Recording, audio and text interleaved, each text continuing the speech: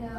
I still don't know why we're still doing it. I think everyone was like, we should just end it, you know? And just wait for them all to see and all vote.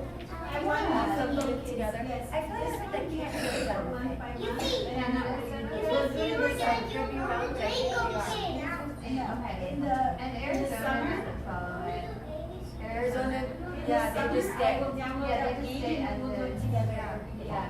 So it's possible. Yes. Yeah.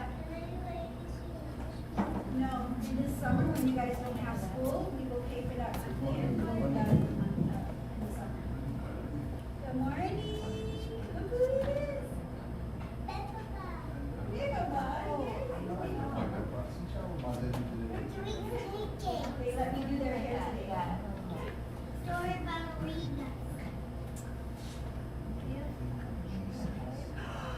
You have to stop this. Oh my gosh, you should not paying attention to She used to die for her. Oh my gosh. Can we put this away? It's okay if you die, honey. Oh, you know, she doesn't want to die. No, she's gotten pretty big. They start off this big, and it's a number game. They have to pick the bigger number. Okay, this is advertising. Talk to Metzger.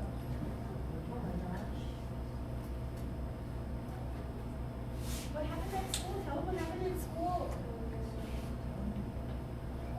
No? Can you tell us what happened at school? You can do it. Do it. I don't know why my messages are showing, but here you are. Just a minute. All of them, like I don't know. Sorry, guys. It's okay.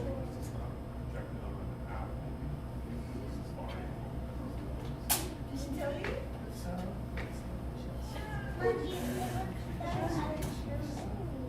They have an altar call at school. Yeah, we cook canuts. Yeah, so you can what? Follower of Jesus. Excited to be a follower of Jesus. And I would tell the story of anybody. And you know what? It's a wonderful thing. Hello. And we All right.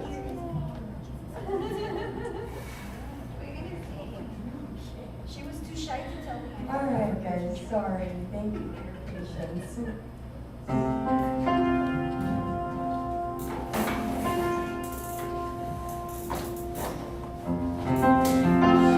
Lost, I'm sorry. You're still on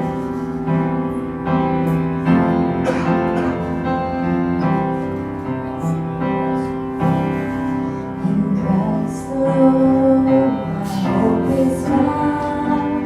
He is my light, my strength, my song. His cornerstone is solid ground. Firm through the fiercest trials strong. Would heights of love, what depths of peace, when fear stands down, where's my exceed, my all in all, here in the love of God, I stand. Christ alone, who took on flesh, fullness of God in helpless babe, His gifts of love and righteousness.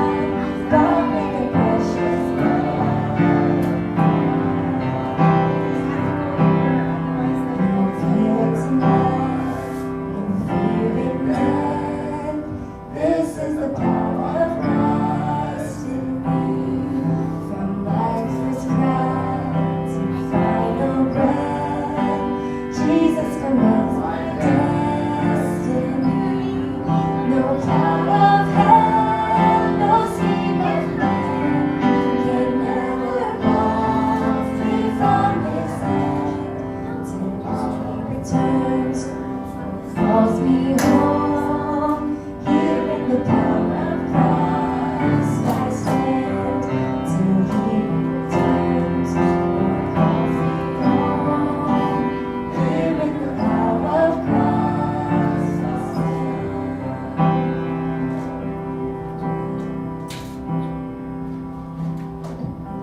And as we prepare for Easter in the coming weeks, we sing about the resurrection of Jesus in that song, but also how He defeated that darkness and how our hope is built on nothing less but Jesus. My hope is built on nothing less than Jesus' blood and righteousness. I dare not trust the sweetest friend, but only trust in Jesus' name. Christ alone, cornerstone, weak made strong in the Savior's love. Through the storm, He is Lord, Lord of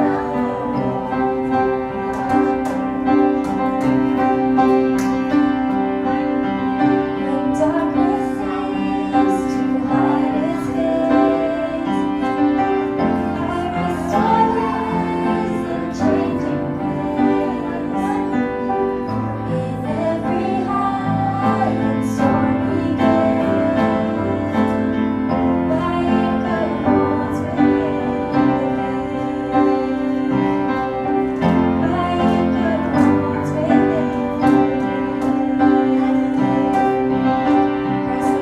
Christ alone, cornerstone, weak made strong in the Savior's love. Through the storm, He is Lord,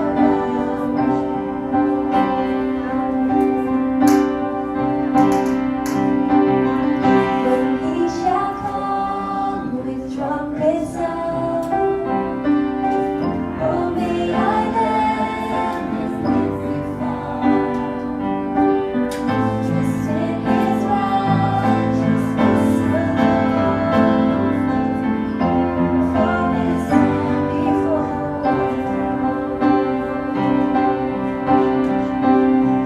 Christ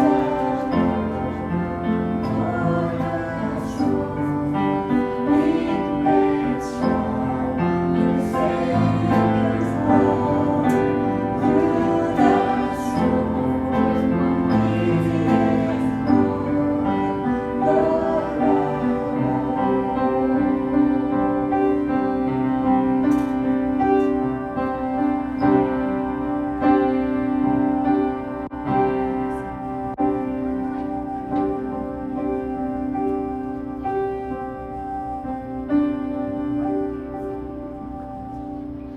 And this is a song that is called The Brilliance. It's really beautiful. The words are really poetic. So if you don't know it, I'll do it twice so you can catch on, but you can look at the words and follow along. They're beautiful.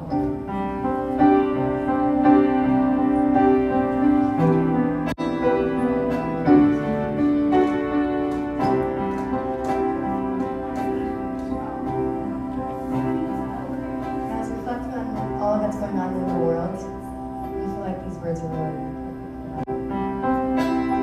make me an instrument of your peace. Where there is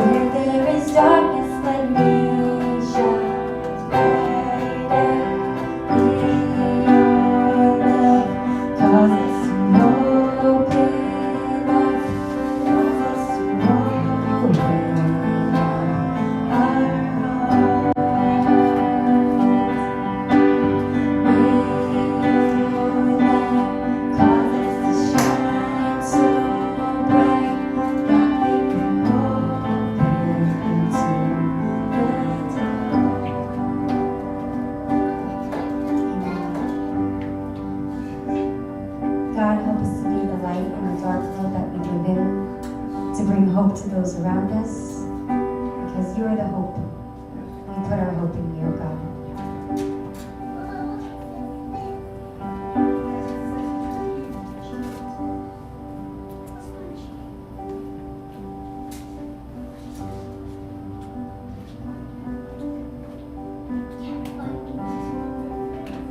Continue to a time of meditation. Text. A moment of silence. And as Noah referred to, let's remember things are going on around. Families are affected. Friends' families are affected. There's not much we can do. Prayer is good, it's fine, but if there is anything else we can do, we can just start with our immediate circles. Who are we affecting? The lives we're living, how are we impacting those around us? Being an instrument of peace. We read from Psalm 11. The Lord is in his holy temple. The Lord's throne is in heaven. His eye behold, his gaze examines humankind. The Lord tests the righteous and the wicked. His soul hates the lover of violence. What word or phrase stands out from this text right now for you today? Keep that in mind for a few moments of silence.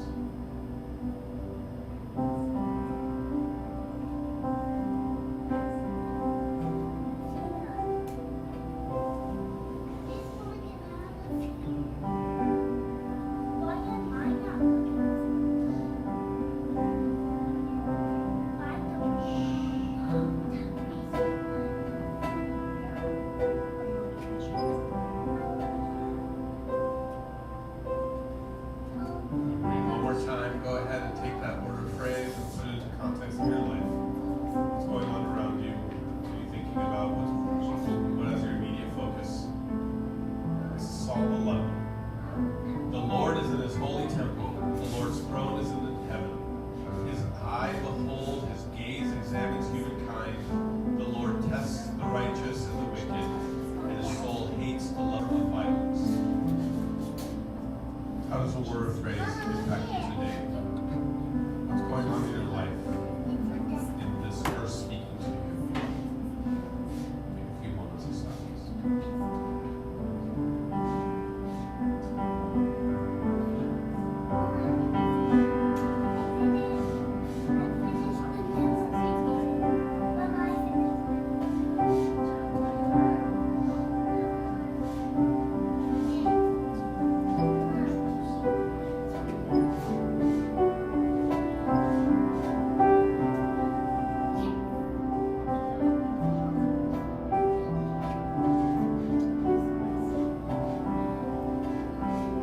And read one last time. Go ahead and rest. Thankful that He's spoken to you today. Psalm 11, 4 through 5. The Lord is in his holy temple. The Lord's throne is in heaven. His eye behold, his gaze examines humankind. The Lord tests the righteous and the wicked, and his soul hates the lover of violence. Rest in the word of God.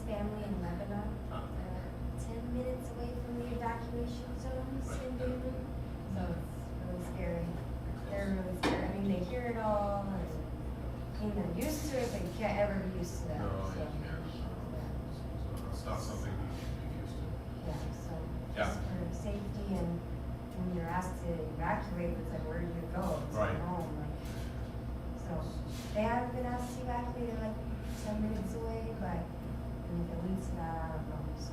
How far it goes, how far Right. it goes. Yep. Are we gonna Okay. plan to find a place to go for the doorway just in case? Like, just so they have a place if they are evacuated to go to?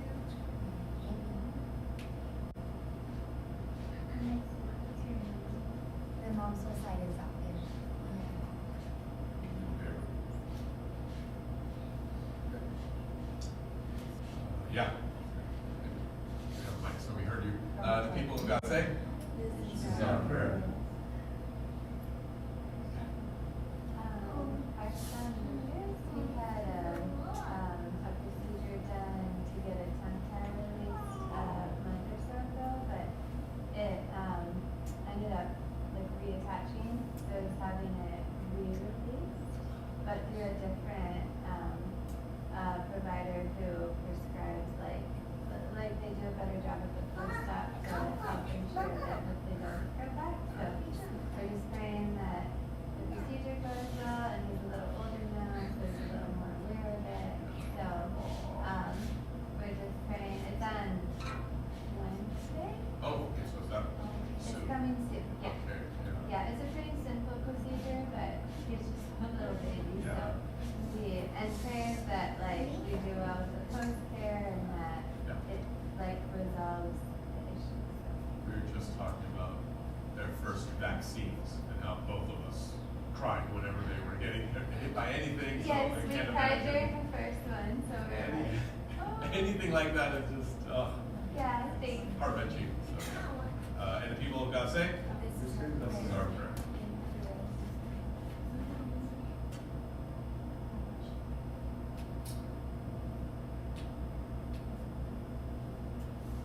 Lord, hear our prayers. We go to a time of communion. Let us partake in Lord's communion together, where Jesus took the bread and the cup, and we are moving towards that time soon, which is great during Easter, where we can celebrate that once a year that we do. But we, of course, come together for communion every week, and Jesus took the bread, he broke it, he shared it, and said, "This is my body, broken for you." Similarly, he took the cup, he drank from it, shared it, and said, "This is my blood that's been shed for you." And so we'll do the same thing that's been done for thousands of years by partaking in the Lord's communion. When you feel ready, go ahead and come on up to do the Lord's communion together.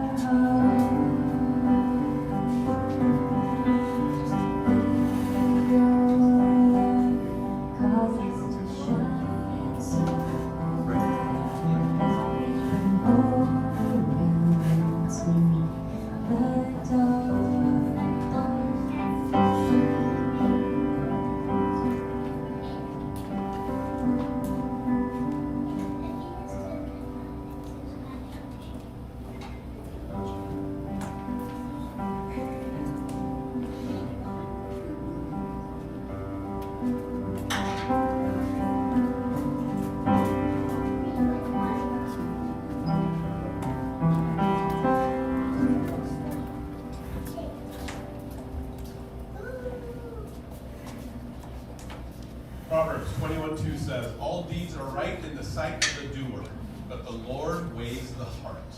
Matthew 7:3-5, "Why do you see the speck in your neighbor's eye, but not notice the log in your own eye? Or how can you say to your neighbor, 'Let me take the speck out of your eye,' while the log is in your own eye?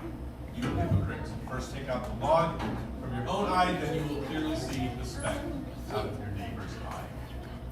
Galatians 6:1, "My friends, if anyone is detected in a transgression, you should have received the Spirit, should have restored such a one in the spirit of gentleness." Take care that you yourselves are not tempted. This is the word of the Lord. So, for today's story, we're discussing a very important interaction between the religious leaders and Jesus. This is one of my favorite stories of John. It combines a mystery, which nobody knows the answer to, which is partly why I like it so much, because people come up with all sorts of ideas of what it means. We're about to provide you with one that I like, and I prefer. It also reminds us of gender issues that many people consistently and conveniently overlook. It's all encapsulated in this story. But it also reminds us not to be hypocritical. That's the main part of this story, and that's the main part I want you to take away. If you remember anything else, it's also just great. So let's talk about this. And of course, this is a continuation of the judging idea, how we judge. So let me read the whole thing. No, let me do it the way I have it divided. So I'm going to read each section as we go through. This is the story of the woman that was brought to Jesus after she was supposedly caught in the act of adultery. And so that's that story that was prevented. So I'm going to read each verse one by one, but you can follow all of it together in John chapter 8. We're going to start with verse 2. So early in the morning, he came again to the temple. All the people came to him and sat down, and he began to teach them. So if you remember in John chapter 7, quick recap, all of Jesus' brothers were like, hey, go to Jerusalem, reveal yourself, let everyone know who you are. This is a big deal. And this follows John chapter 6, where he fed the thousands. So, and more than likely a few months have passed since that happened, but Jesus' popularity had increased. There's definitely talk going on about who Jesus is. So go to the temple, go during the largest festival so they know who you are. And Jesus said no, but then went. And then now, this is the next morning, so it could be after the whole festival's over, but whatever it is, it's recently after that the events of chapter 7 happened. He's back at the temple, and he's teaching again. And so he was doing the same thing. He's back at the temple teaching, and just like every time, religious leaders are going to come monitor what Jesus is saying. And some of them are going to get hooked. Some of them are going to be turned off. Some of them are going to try to challenge him. But this time, they came with a surprise. They came with a gift for Jesus. Verses 3 through 5. The scribes and the Pharisees brought a woman who had been caught. Teacher, this woman is caught in the very act of committing adultery. Now, in the law of Moses, it has been commanded to us that we stone such a woman. Now, what do you say?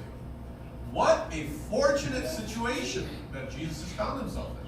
They found a criminal in the act of committing the crime. I mean, how rare is that? How fortunate that you find them. You don't have to worry about witnesses. You don't have to worry about collecting evidence and trying to prove a case against the person. They have found this person in the act. And it's perfect because now you can bring the criminal to Jesus and you can see exactly what the whole world can see exactly how Jesus is going to act out and treat this woman. That of course he came to earth to judge and condemn the world, right? That's what he did. Of course not. That's not what happened. We know as Christians that's not what happened. And so here's the follow-up question that we should be keeping in our minds, that we should be thinking about. Are Christians supposed to be judging and condemning? And the answer is no, it's not. So we're going to get a picture of the way we should be acting in this situation here. Hopefully it gets a sense of how we should be taking it from what Jesus does. So Christians are too focused on being scribes and Pharisees in a lot of situations. I've had a lot of conversations. I'm thinking about people upstairs where we have those conversations a lot more. Where they're just convinced, like, this person's doing something wrong. I need to tell them. I'm like, okay, yes, that's fine. I understand. Thank you for your heart. But there's more to the conversation, and hopefully by the end of the sermon, we get a sense of that. So what's weird about this situation? The story is happening here. The scribes and Pharisees caught a woman in the act of adultery. That immediately should tell us something. How many people does it take to commit adultery? Of course it takes more than one. It's 2 people. And so we don't have to go to the Bible, but let's do it for the sake of posterity. Leviticus 20, Deuteronomy 22 reminds us very clearly what the laws of adultery are. Adultery is not permitted. It is a capital offense. That means The punishment of adultery is death in the Jewish system. The death is for both people committing adultery. There is never an instance where adultery is only a punishment of one person. Never. Not once in the Bible does it happen. It doesn't make sense legally. The punishment is meant for both people. And the key about this, the punishment is communal. It is meant for the entire village to see what's happening and participate. Deuteronomy 22 explicitly states that the two people that were caught in adultery are taken to the gate in front of everyone and stoned. During the Old Testament, the gate of a town was where decisions would happen. That's where the chairs were, the elders would sit there, so you knew that's where you're going, that's where you're hanging out if you need some decisions to be made. The gate is where all of that happens, so this punishment would also take place at that spot. So the entire town would know about it and participate in that punishment. And the Bible's very clear about adultery. Deuteronomy 22 verse 22 ends with, "So you shall purge the evil from Israel." Even in Genesis 20, before the law was officially created, adultery was viewed as one of the greater sins that you could do. So a sin like adultery, greatly problematic, major problem. So the religious leaders bringing this woman to Jesus were doing something good, right? But no, again, there's only one person. Where is the man? There's a missing piece of this puzzle, which is very important. If the woman was caught in the act, as they said, then shouldn't the man have been caught in the act as well? Was the man too fast? He got away. I'm going to skip over the innuendo here that can easily be made about speed and the situation going on to keep the sermon age appropriate. But we turn to the law again. Numbers 5 describes instructions on what a husband is supposed to do when suspects a wife of committing adultery. You may have heard pastors talk about that in the story, especially about this story specifically. Well, if she was caught in the act of committing adultery, the husband should have been there as well. Why didn't they bring the husband? That's part of that story. That's what the law said. It's part of the law. So if there's consistency with the law, and this woman was actually caught in adultery, as this verse says, there are many inconsistencies with what's going on. And that's a major problem. And that's the biggest issue that we get a sense of. So the biggest issue that we get here, of course, before we get into the judgment piece, is this gender equality ideology that's going on. Where the law, yes, it is biased. It is. There are definitely aspects of it that are focused more on a patriarchal society, which Israel was at the time. But the reason that it remained and became emphasized bias that way was because it was interpreted accordingly. God never instructed Israel to place and treat women and the law in a way that's going to benefit others and men.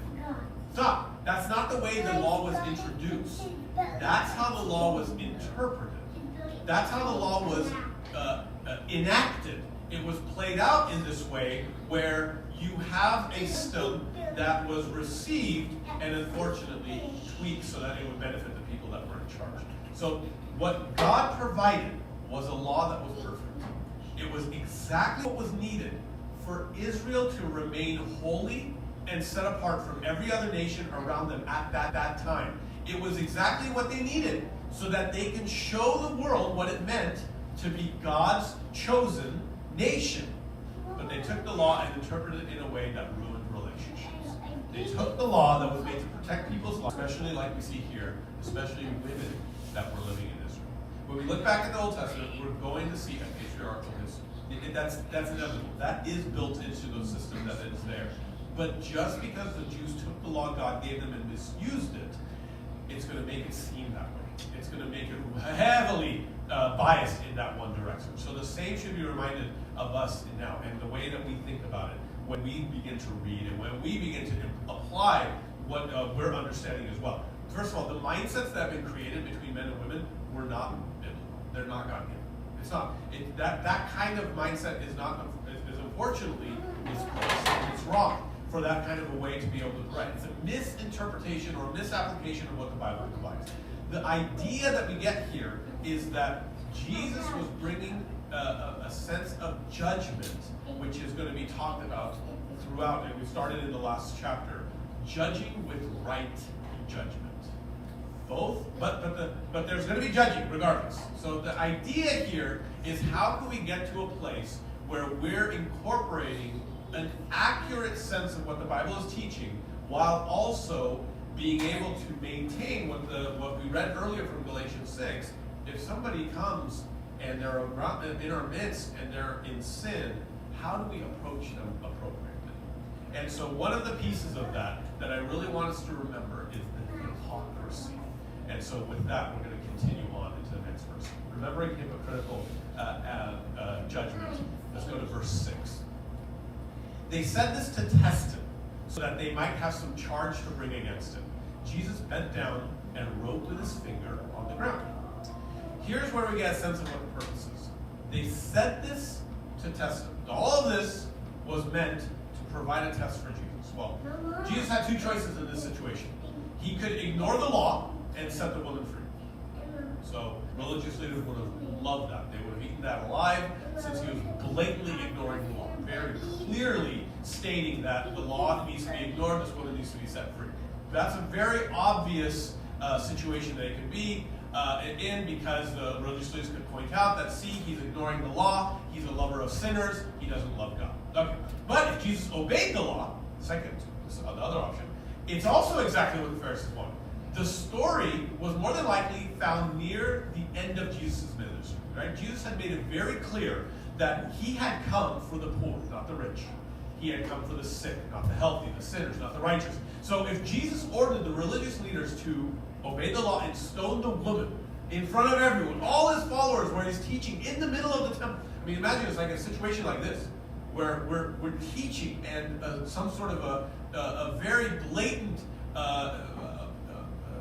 breaking of the law is coming before us, and we need to take action. Now they can stand there and say, see, this Jesus you're following, thinking he cares about you, has just ordered the execution of this woman. Maybe they were even lying. Possible. And this woman had done absolutely nothing wrong, and so they just wanted to trap him. And when Jesus said stone her, they were like, see, this Jesus you're following ordered the stoning of an innocent woman. This woman had done nothing wrong. He clearly doesn't know anything about yours. I don't think that's true, though, because of the ending of this story, but it's possible. You never know. They came to trap Jesus. Either way Jesus answered, he's in trouble. So what does Jesus do? He bent over.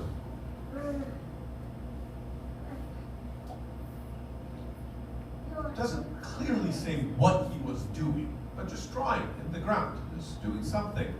Absolutely, there is zero. If any pastor ever tells you they know what he was doing, they don't. Nobody knows. So I'm going to give you ideas. That's the best we got. We don't have any assurance.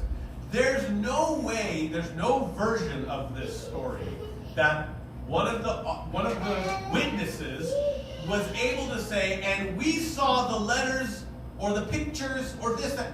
Nothing. There's nothing out there. Everything is assumptions and guesses. So that's the best we got. But there's some fun ones. So let me give you a few of them to you. So one of them that I've heard is that he knelt down and wrote Exodus 23, verse 1. He wrote out the verse. Like, okay, that's kind of cool. It's interesting. It talks about not supporting a wicked man. Like, okay, I guess maybe why not? That could be an interesting idea that he could be writing. Another one is Exodus 23, verse 7. From all false matters, keep far. So he kind of saw through what was going on, and he kind of pointed out that this is a situation I don't want to be part of. The other one that I've heard the most, he knelt down and wrote the names of all the people that were there. That's the one. That's the one I've heard as a kid. I'm like, okay, that's kind of interesting too. Like he's kind of like, I don't know, writing their names down to be punished or whatever the situation could be. Sounds very judgmental to me for what Jesus is doing. But I say my favorite for last. My last one is my favorite. He was doodling. He was just drawing. He was just drawing on the sand, just doing his own thing, just doing whatever he could, passing the time almost. It's like they're all arguing, and you can probably feel the heat coming off the audience, the crowd, at that moment, and they're trying to get, and he's just disconnecting from what's going on and kind of leaving the situation behind him. And he's doing it in such a way that it's more than likely going to anger everybody around him, because they're waiting, even though they probably disagreed with everything they said, they probably respected to a certain degree. They didn't like Jesus, but they recognized the power and the things that he would talk about. But they're noticing that he's just like, why is he not doing anything? What's going on? What is he doing? What are you doing in the... And so I really like that picture. If I ever go back in time and I'm able to watch this happen, I have a feeling this would be exactly what the case would be. And I'm thinking of it from the perspective of the audience, where they could be just so angry about what's going on.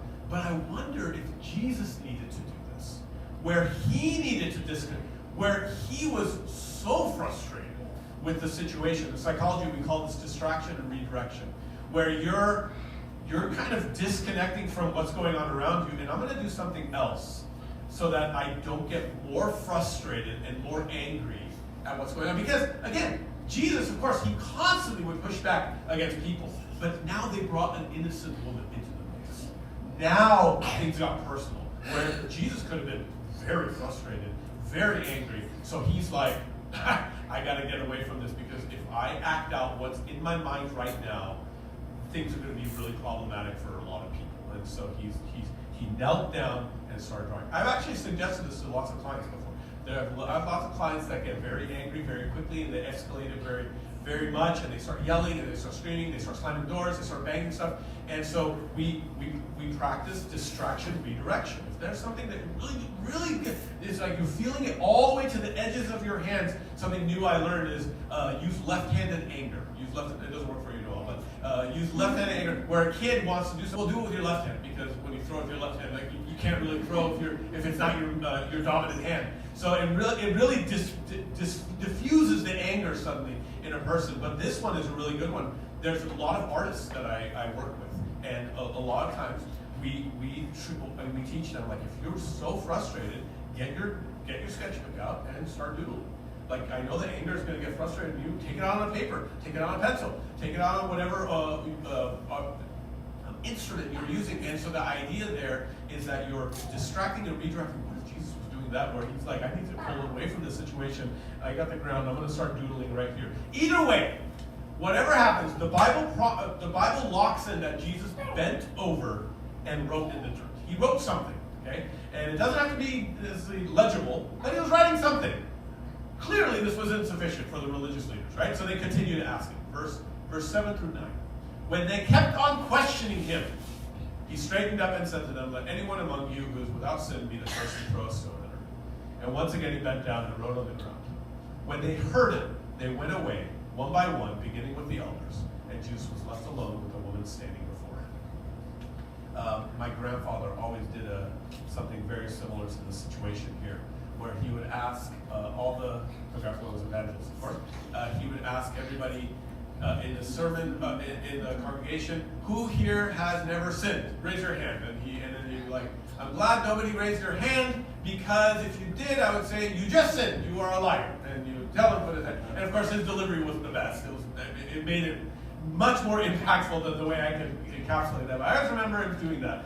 This absolutely needs to be the precedence of how every Christian lives their lives. That question immediately needs to come up first into our mind.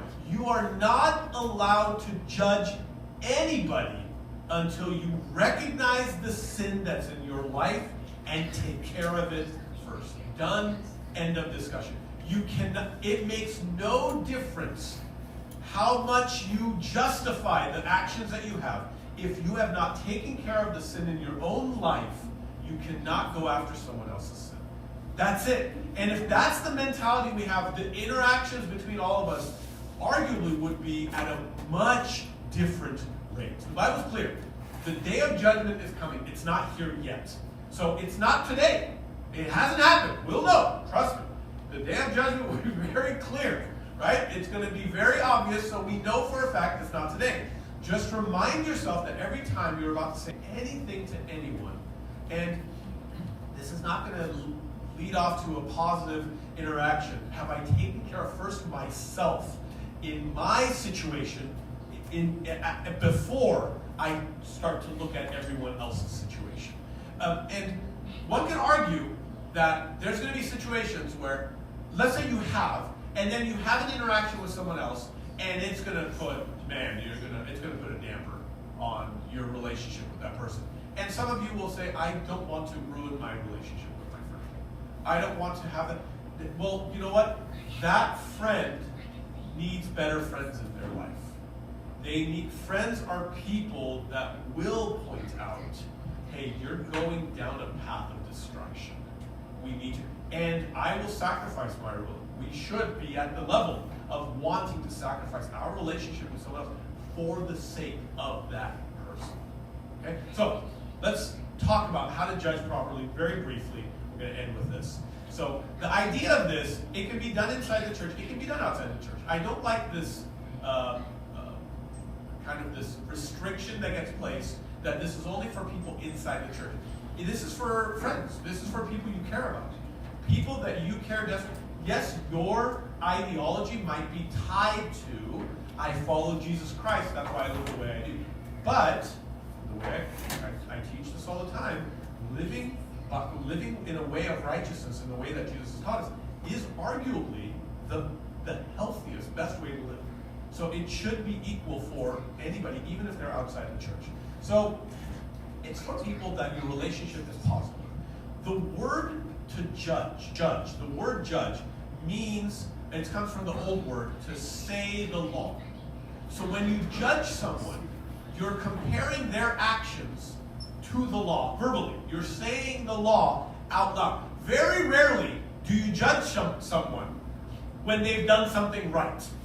Right? You don't sit next to a person driving and be like, I really like how you're driving 5 miles below the speed limit. It's very comforting, right? You turn to them and say, yo, you just ran that stop. Like, you don't think about the things that are within the law. You're saying out loud the things that are outside the law, that have been broken, right? So why should Christians judge? Well, the main reason is because that day of judgment that's coming is reserved for every single one of us.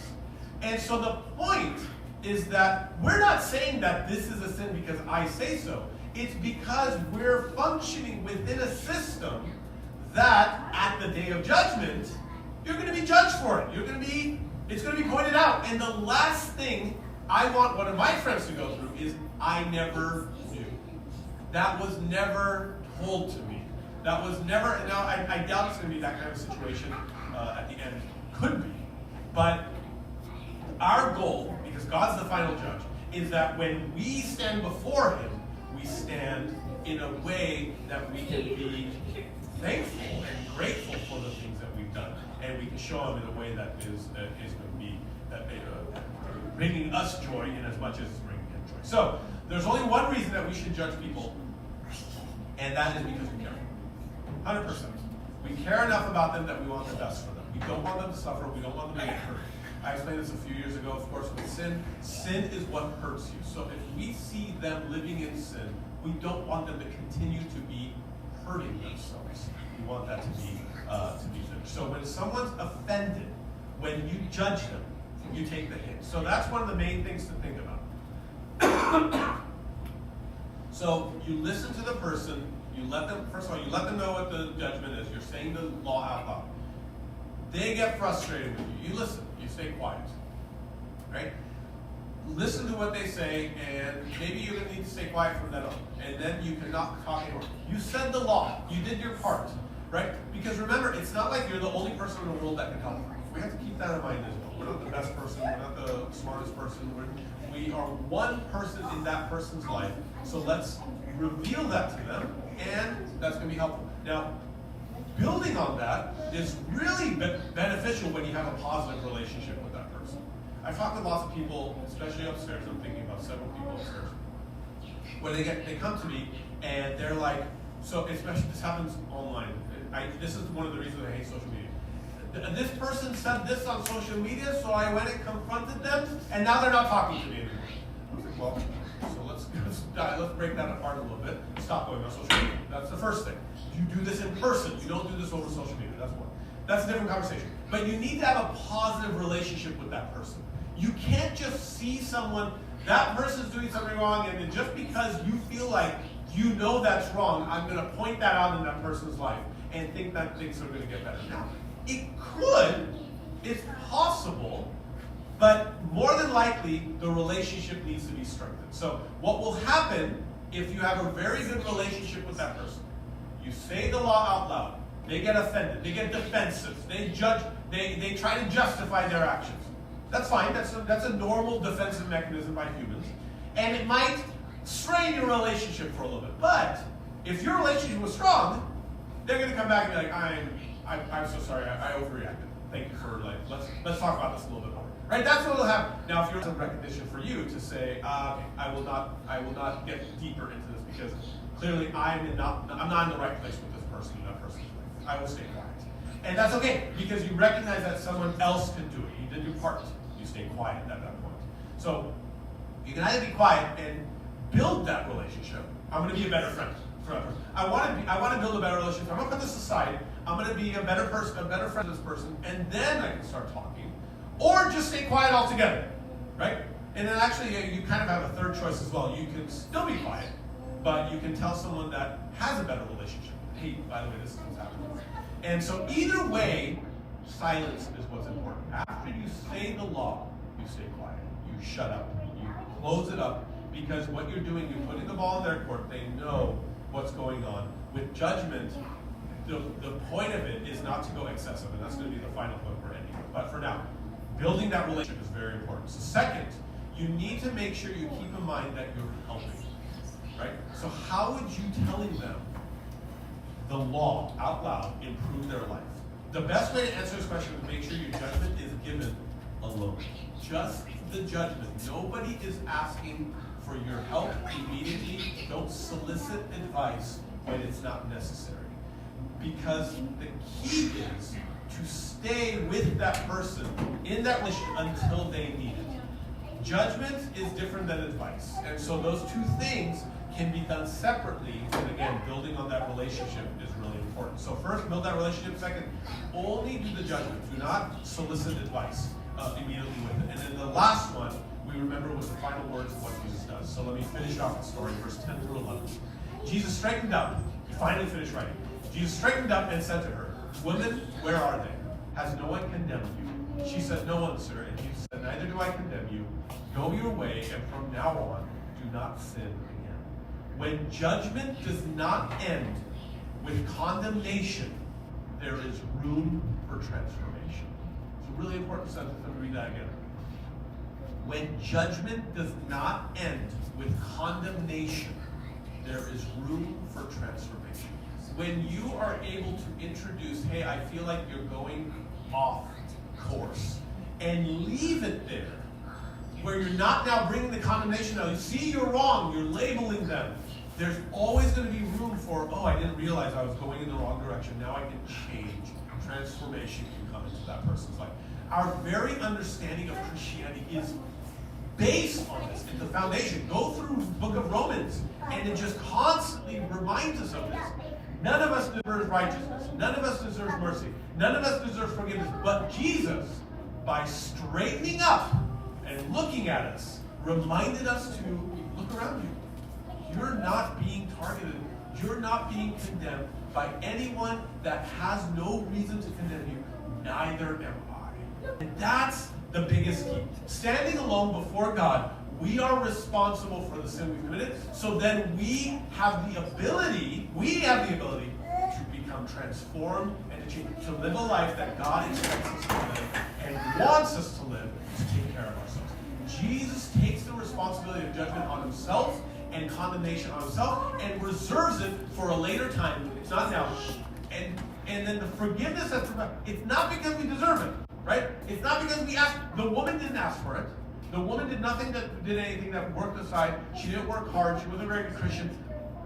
But because of who God is, because of his love, we know that transformation can follow judgment. It doesn't always have to be condemnation. So, to judge properly, 3 very simple steps, right? In a way.